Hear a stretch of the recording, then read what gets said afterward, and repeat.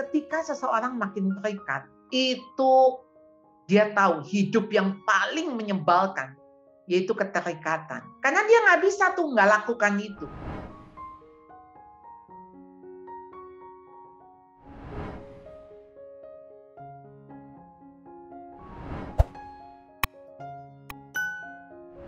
Kan waktu si anak mengatakan my life is sucks, itu kan sebetulnya sebuah keluhan ya, sebuah berita. Ini hidup gue lagi masalah loh, gue punya masalah gitu.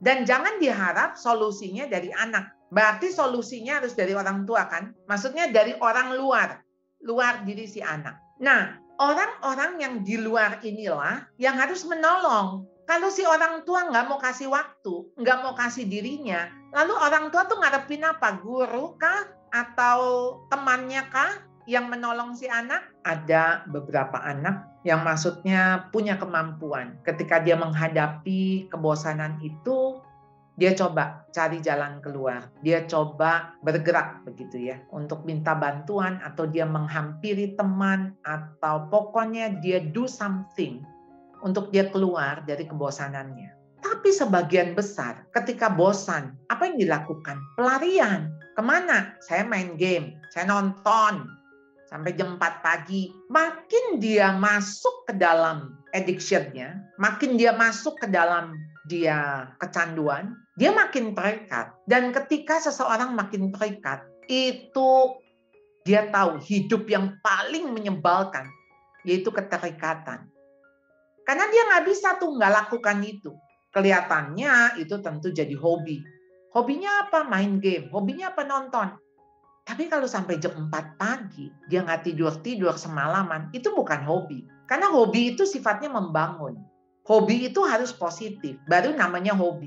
Kalau sesuatu yang membuat dia makin terjerat, terikat, itu bukan hobi. Itu sesuatu yang merusak. Dan ketika anak-anak dia jadi berputar-putar dan makin dalam di dalam lingkaran setan ini, ketika orang tua tidak memberikan solusi, si anak rasa bersalah, kemudian dia makin terbenam. Nah, orang tua tuh baru sadar-sadarnya ketika anak sudah mengatakan, aku mau bunuh diri, aku nggak mau hidup lagi, aku nggak mau di rumah ini. Wah, kata-kata yang orang tua nggak pernah harap.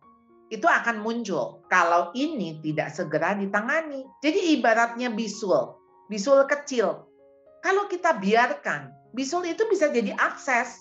Dan nanah yang ada ketika dikeluarkan itu juga akan memberikan infeksi-infeksi ke yang lain, jadi menular dan sebagainya. Jadi masalah kecil tentu jangan dibiarkan supaya tidak membesar. Kalau masalah sudah menjadi besar, pasti penanganannya lebih lama dan lebih sulit serta rumit. Ketika orang bermasalah itu wajar nggak? Wajar. Di dalam dunia mau nggak ada masalah, pastilah ada masalah. Misalnya ya, kita naik mobil nih ya, kita sendiri udah bawa mobil dengan baik, dengan tertib.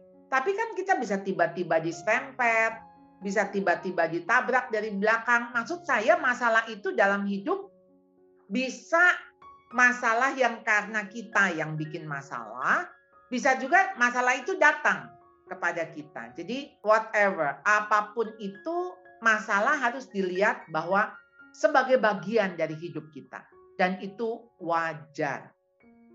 Tetapi waktu hadapin masalah kita nggak bisa bilang gini, ya udah karena masalah itu wajar dan biasa ada, ya udah kita biarkan.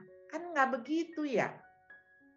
Jadi waktu mobil kita ditabrak, apakah kita biarkan? Pasti enggak. Pasti kita perbaiki mobil itu. Dan kalau misalnya kita menyingkir, lalu orang itu juga menyingkir, lalu orang itu mau bertanggung jawab, beresin mobil kita, gitu kan? Jadi yang diperlukan di sini adalah respon. Kan kita kan nggak mobil ditabrak, kemudian kita nabrak lagi gitu kan? Kan bukan itu responnya. Responnya, oke, mobil kita ditabrak, mungkin dia ngantuk, mungkin dia salah nginjek, mau nginjek rem jadi nginjek gas misalnya. Nah, itu yang menjadi bagian daripada respon kita terhadap masalah. Ya, kita mau bagaimana sebagai bentuk follow up dari masalah. Jadi kalau masalah itu ada mah itu wajar, biasa dalam hidup. Selama kita masih di dunia tuh masih ada masalah, datang dan pergi. Tapi respon kitalah yang menentukan.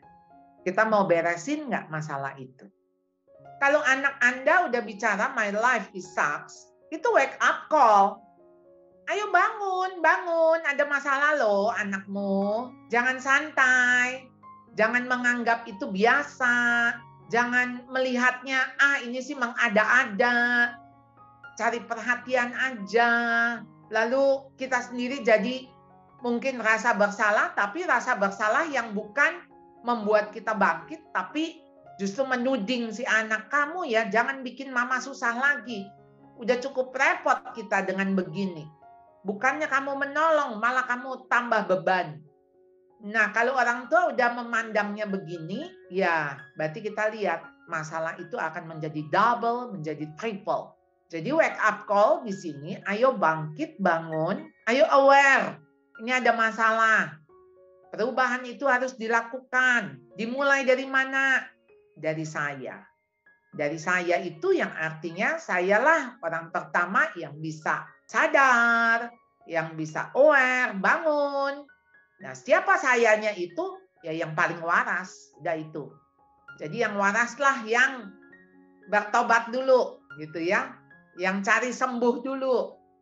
Berarti si orang tua kan cari konselor, cari mentor, ya kan? Cari pertolongan supaya bagaimana ini bisa diatasi dan cari jalan keluar. Ikuti terus sosial media Tanam Benih untuk mendapatkan video-video parenting lainnya.